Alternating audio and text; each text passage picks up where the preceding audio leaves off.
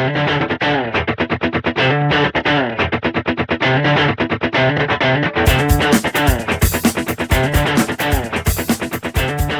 ideas and content expressed in this podcast do not reflect the views or opinions of any current or previous employers. Awesome. All right, guys, welcome back to another episode of the Construction Management Podcast. This is super exciting today. We have Dr. Felix Vasquez, the CEO of Hyphen Solutions, on with us today. Felix, how are you? I'm doing well. Thank you for having me. It is 100% our pleasure. Like we were talking about before the show started, Jason and I are constantly trying to find people smarter than us. This was an easy one here. This was an easy one. So yeah, we really appreciate you coming on. This is really cool.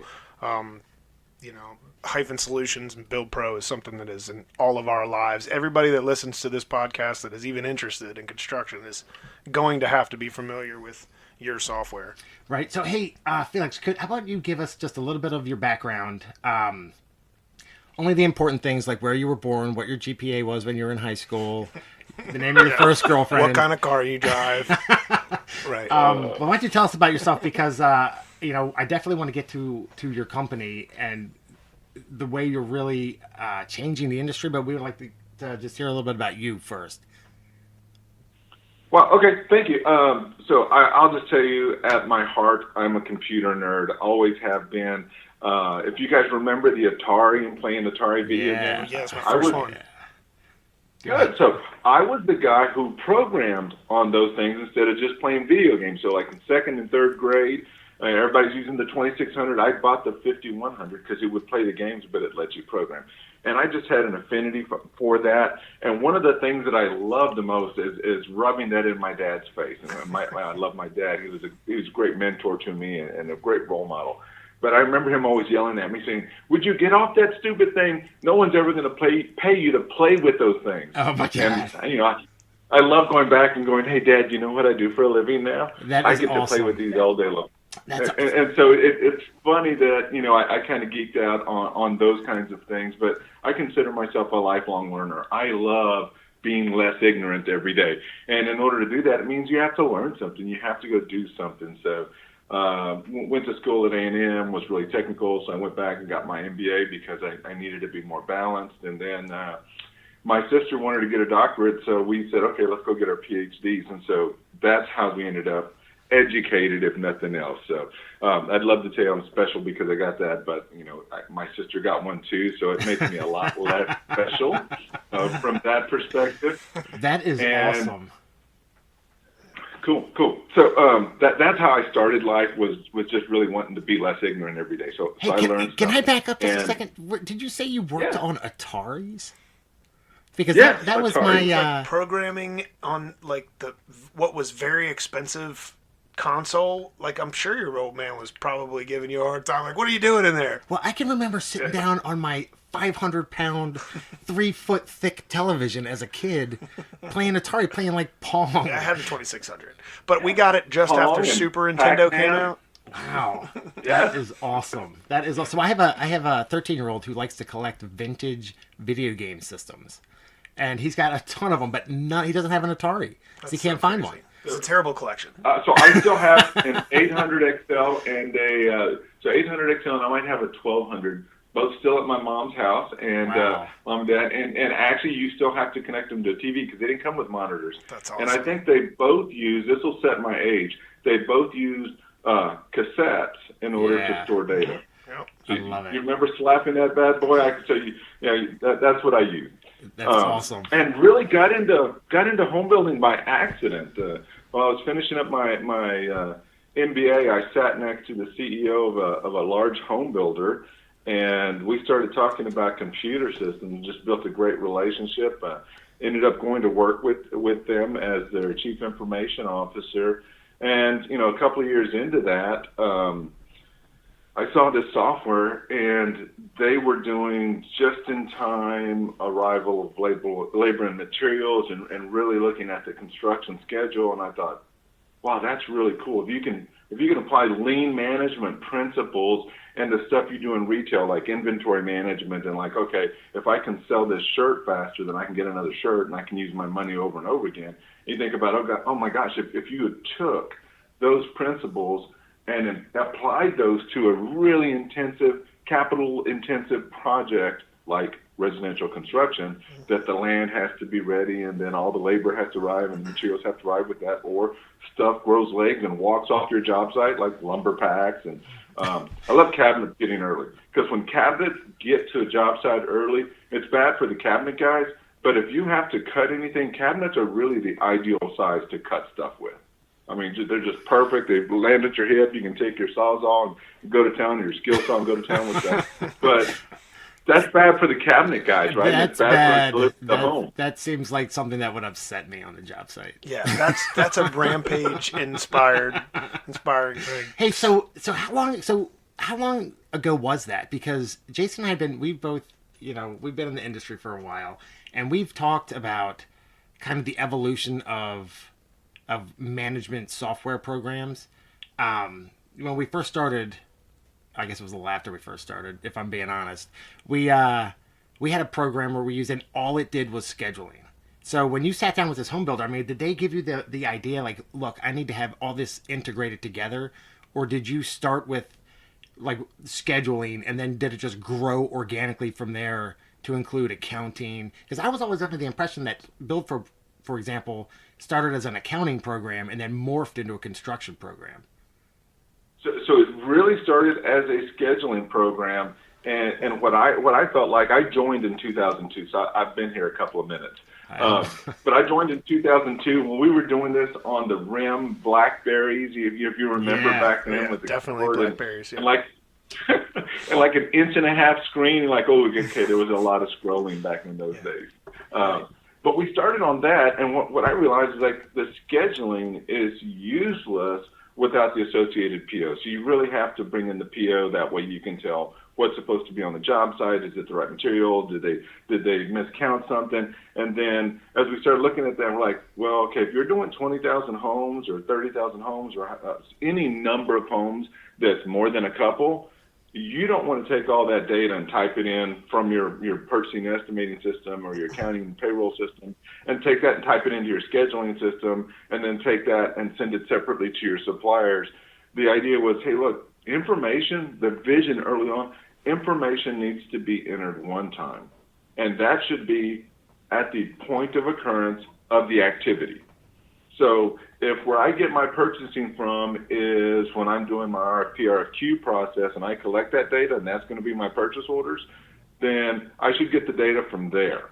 If it's coming from someplace else, it's like the configuration of a home, and people are personalizing a home and changing base colors or adding upgrades, I should get my data from there. So what we found out was, hey, we really need deep integrations to push the data through, to eliminate the data entry, so that people know what color carpet is supposed to go into a house. And so we started with that premise, was that information should be entered one time, and then it should be shared across the entire supply chain in whatever format the user needs. Yeah. So if you need it to show up on a phone, great. If you need it to show up on a website, great. If you need it in an email address, if you need it in a PDF file, or however you want it, that's just how I should give it to you. And I think one of the things, go ahead, please. No, so I was going to say, along those lines, so you're in a really unique situation where you're getting requests and input from a ton of different users, right? And they're all saying, I need this, I need this, I need this.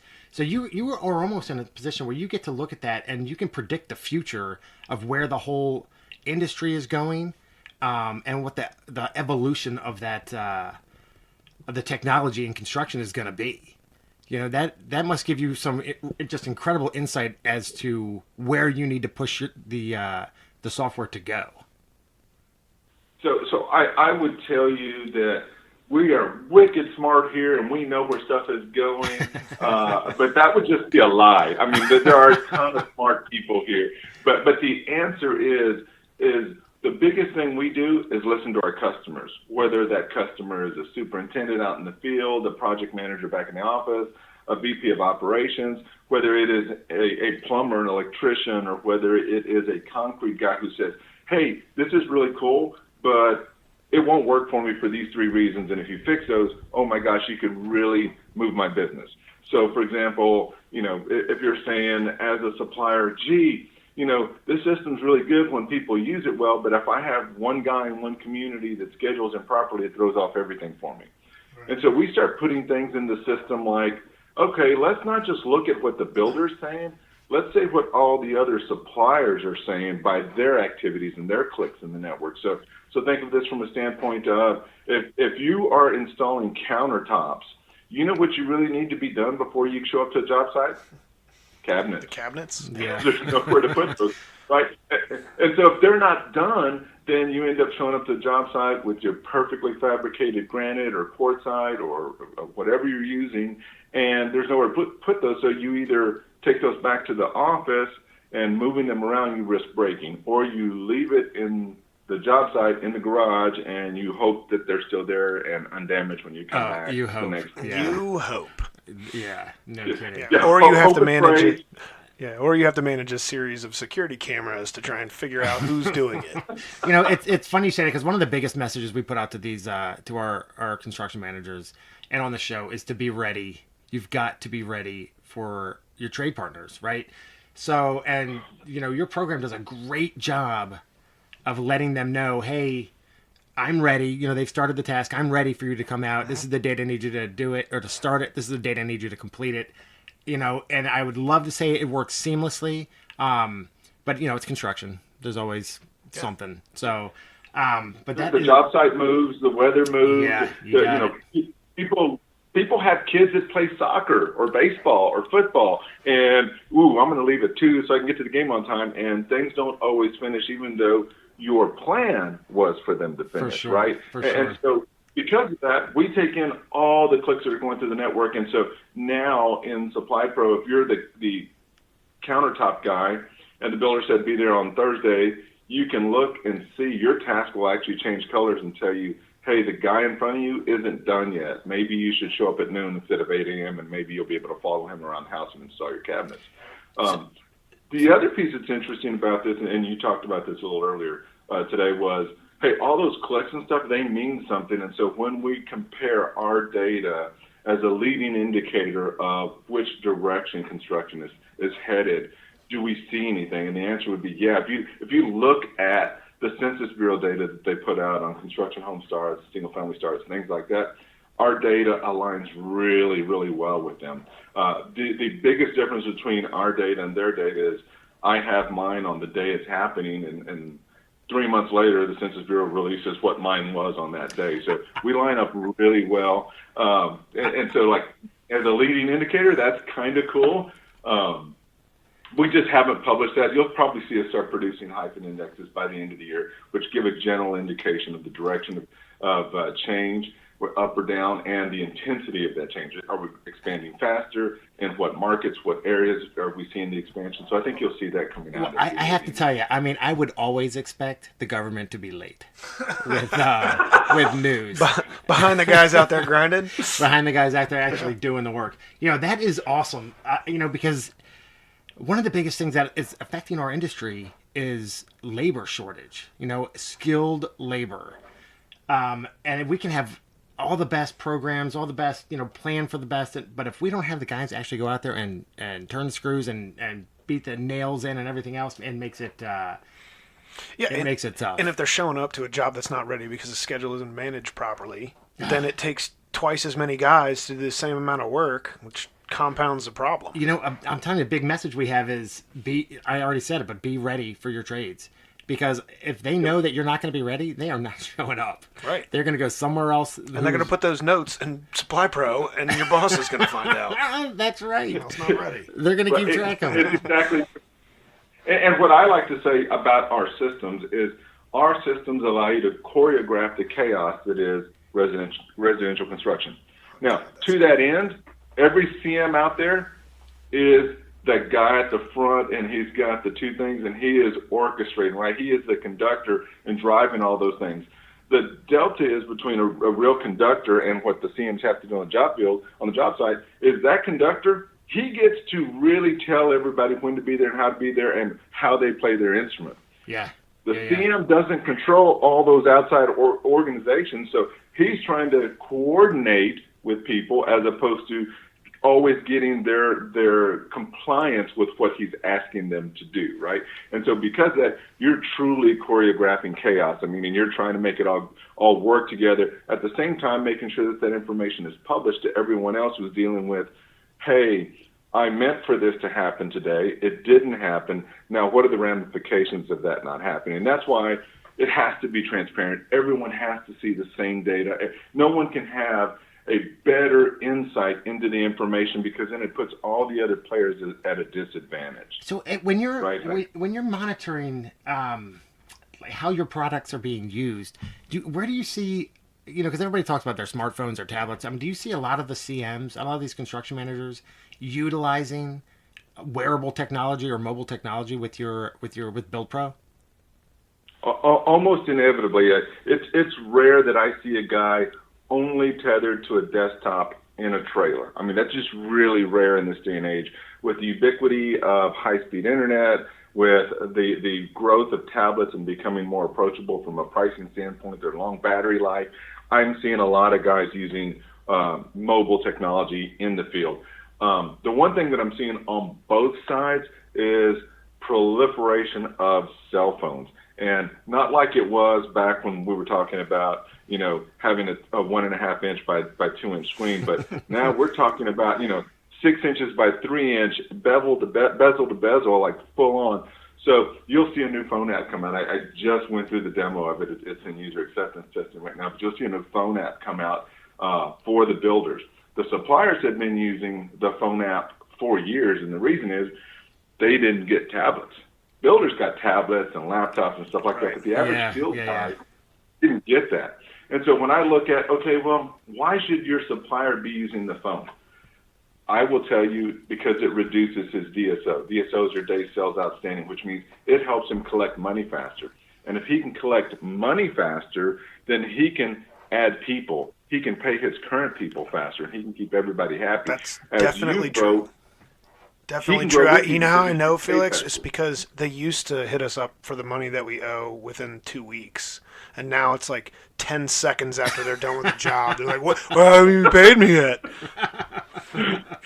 Exactly. But that is actually, for small and medium-sized businesses, that is literally the fuel for growth. And so if we want to grow out of the labor shortage, I would say the average supplier does not have the credit power that the average builder does. For sure. Sure, definitely.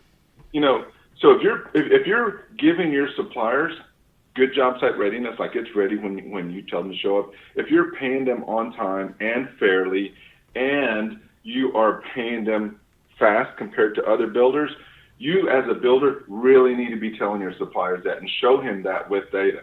100%. And the reason is, every single day when he decides to show up to your job site, it means he didn't go to someone else's, right? And so you should be competing for the best trades who have the best completion ratio, the lowest warranty callbacks, all those pieces, by showing him how much better of a builder you are compared to his other choices in the market for people who want their home framed, who want their home plumbed, who want electricity in it.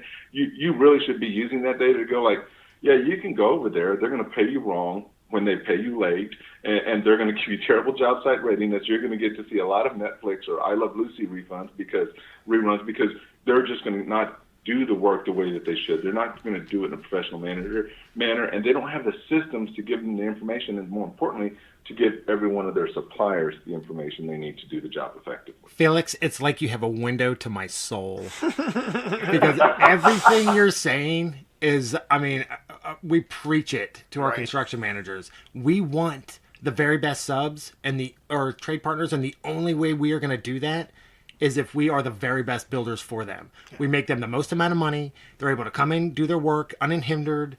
They're going to get paid quickly. They're going to get paid accurately, and we will attract the best. And I'm telling you, that's money in the bank when you're talking about production building. And we've said it about 1 million times on this show that when you insist that the guy before this next trade is 100% complete. Now, we joke about the 70% rule and how they always do 70% of what they're supposed to do that day, and we have the other 30 to clean up over X amount of days. But I don't know what kind of job you're running. Right. The point is, if it's ready for you when you get there and you can do your whole job, it doesn't take as much effort and you can get paid fast. And you're right, that is what we should be striving for as CMs in any business, in any company, building anything, is being as efficient as you possibly can. And this is one of the ways to get there. Yeah, for sure. Hey, just kind of on a side. And that's the point, right? Because as a supplier, I'm not running a 501c3, right? You know, I'm a for-profit business. So if I can go there and be done, I can get paid on that one. And if I finish early, like, I can start the next one. And if I continue to crash that because I am a for-profit enterprise, and look, let's face it, none of the guys that are out there working for you are doing it for practice. They're doing it for profit. So they're incentivized, right? That they want to do that and get to that next job as soon as possible. Now, do we have a difference of opinion of what done means? Unfortunately, sometimes, right? And so that feels like it might have resonated with you guys. Yeah, a little bit. Just slightly. I think the term substantially complete. Yeah, no, you're not done. I've said that about 1 billion times. That's all right. Well, I gotta tell you, we don't want to take up too much of your time today because we know you're a super busy guy. But we really, really appreciate you coming on our show today. The insight, it's crazy because you said you started out, you're like, hey, I'm a software nerd or whatever. But the reality of it is, everything that you're saying speaks to the construction industry. Yeah, I could listen to you speak about this forever. I mean, honestly, because you don't sound like a software nerd. You sound like a construction manager. Yeah, you sound like a guy who's focused on what we do, which I love. Which is fantastic, and we greatly appreciate it because, like I said, we are both users of your product. Sure. Love it. You know, we're constantly harping on other people. I'll tell you a short story. I had a contractor the other day that said we were discussing his usage of the program, and he kept telling me how he never did it, never used it. And I was like, really? Because all of the notes and alerts would speak to the other side of that. Because you're asking for I'm all pretty types sure of stuff. you're using it. So it's a great program. I want to ask one question, though. We talked about the future of the construction software a little bit before we started here. Like, what do you think we can see before we close this up? Changes in maybe the look or the feel of the program that we use. I feel like there, with each new update, something is slightly changed, but it's it looks the same as it did when we first started using it a few years back. Do you expect any like major changes in the way Build Pro looks and feels? So I would tell you the phone app is going to be ridiculous. You should look at that. The other big changes that have happened recently in Build Pro is the ability to drag and drop tasks and move them up and down off the calendar. I don't know if you guys have tried that. Yes, really great. Yes. Yes. We've just gone through some classes on it and been teaching it to our guys. The next big change is going to come as we deliver supplier ERP so that a supplier never has to leave the system to do everything, and you'll have a full integrated supply chain. And why that might sound like, okay, Felix, but what's that doing for the builders? Here's what that's doing for the builders is I'm going to be the creepy stalker guy now. And by that, I mean, when the supplier shows up to the job site, I'm just going to turn your task green and say he's supposed to be here and he's here right now for that task, you as a builder. Now, when he's at a different job site and not on your job site, I'm going to probably turn that task red, right? Because the idea is I get that they want you to show up in every house every day, but it doesn't mean a hill of beans if you show up if your supplier's not there. Because all you're going to do is start calling people. So what if we preemptively use the software then to start giving you visual acuity on every one of your tasks to let you know who's not where they're supposed to be? That's awesome. That is really cool. When will we have the ability to track the subcontractors and shock them when they're not on site? So we're getting close. What we're going to start with is when they leave the job site, we're just going to ask them right then and there, right? Because we see them with the geofencing and the geotagging. We see them leaving the job site. And so as they pop into the truck and start driving away, the task is going to go, hey, did you finish this? Yes or no? I love it. If they say yes, great. But if they say no, we're going, oh, okay, would you like me to call the builder for you? Yeah. Or that answer is probably going to hit no every time. Right. But I'm going to make them think about leaving the job site when stuff isn't done, right? Because at the end of the day, 8 a.m., you're expecting a certain output. Yeah, I love it. Right. And so that's where we're going, and it's going to be really, really neat. And like I said, some of the biggest differences the builders are going to see is because we're changing what the supplier behavior is going to look like in the system, which just creates all kinds of new ways of thinking about how do we drive the schedule forward without having you to do a click every single time or a phone call every single time. Because all that takes away from putting quality back into the house. I love it. I love it. Great. Hey, so one other thing I noticed, and I was looking for suppliers, for the trade partners out there. I noticed on your website, did you have a portal that they can go to? Because we actually have a lot of trade partners that listen to the podcast. And I saw it's like it's almost like a referral portal that the trades can go to, and other builders can see who's on Build Pro. Is that accurate? So there's a section of the system called Trade Finder, and think of it as a LinkedIn or Facebook page for every supplier on my system. So as a supplier, you can go in there, put your logo, your contact information, your sales information. You can also request for referrals or comments from builders about how efficient and effective you are. So as a supplier, if you want to promote yourself, go put your stuff out there. It's completely free. As a builder, if you are looking for a supplier, say an electrician in Frisco, Texas, you can go into Trade Finder, click on electrician, you can click on the number of years of service that he's got to have, 5+ years of service, and this is the zip code that I want to search in, and give me a 25-mile radius, hit enter, and it will show you guys that match that up. So, if you're going into greenfield markets and stuff like that, or you lost a trade, or you want to say, I need competitive bids on stuff, it's out there. It's free for everybody who's a user on the network to be able to do that. That is search fantastic. To find trades. That is great. So, again, thank you very much. I will tell you that we have. That's huge, right? Because you always want multiple trades at every or multiple contractors in every trade, and it's hard to find quality trades. Really hard. When I saw that on your website, I was like, oh my God, where has this been my whole life? It's a good way to just connect the people that are already connected. Yeah, and they're guys that are already on Supply Pro, so it's a win-win.